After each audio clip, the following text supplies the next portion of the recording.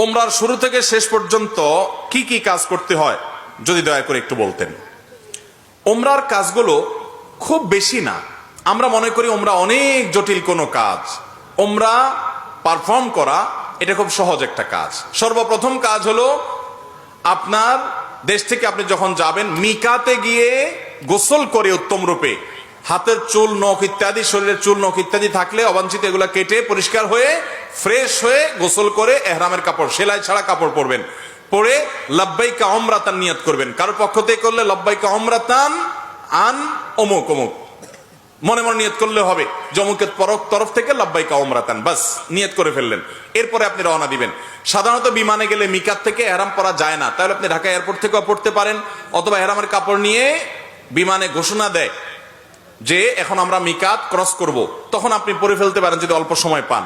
আর নাহলে এখান থেকে এহরামের কাপড় পরে থাকলে নিয়তটা তখন করলেন লাব্বাইকা উমরাতান, বাস শুরু হয়ে গেল এহরাম পরা, একটা কাজ শেষ।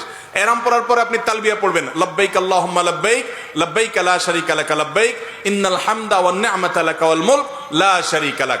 এটা পাঠ করতে করতে আপনি পুরো পথে যেতে থাকবেন। পুরুষরা জোরে জোরে পাঠ করবে, মহিলারা আস্তে আস্তে, বাস দুইটা কাজ হয়ে গেল। এহরাম পরা, গোসল করে উত্তম রূপে মিকাত থেকে নিয়ত করা এবং তালবিয়া পড়তে থাকা। এরপরে আপনি যখন মক্কা যাবেন, হারামের কাছাকাছি যাওয়ার পর হারামে কাবা শরীফ দেখে তওয়াফ শুরুর আগ পর্যন্ত আপনার তালবিয়া পড়তে থাকবে। মসজিদে প্রবেশের সময় মসজিদে প্রবেশের সুন্নাহগুলো পড়বেন, আদায় করবেন, করে ভিতরে ঢুকে শুরুতে আগে তওয়াফ শুরু করবেন। 7টা চক্কর দিবেন। কাবাগরের হাজরা আসওয়াদ পাথরকে বাম পাশে রেখে ডান পাশে সবুজ লাইট রেখে বিসমিল্লাহি আল্লাহু আকবার বলে আপনি তওয়াফ শুরু করবেন। 7বার চক্কর দিবেন, 7বার।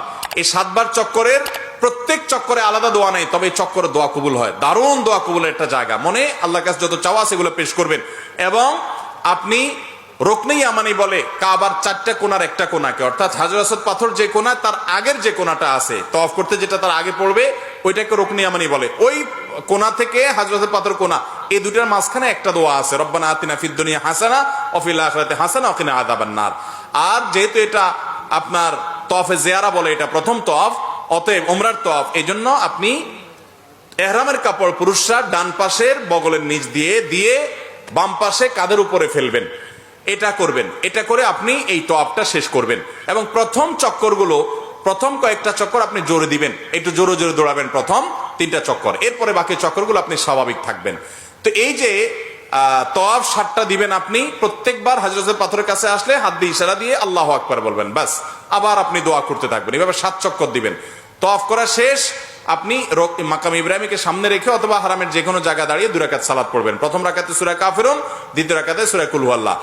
আর এই নামাজের আগে সম্ভব হলে কাবা ঘরের যে চৌকাট মুলতাজাম বলে ওইটা ধরে আপনি আল্লাহর কাছে দোয়া করবেন।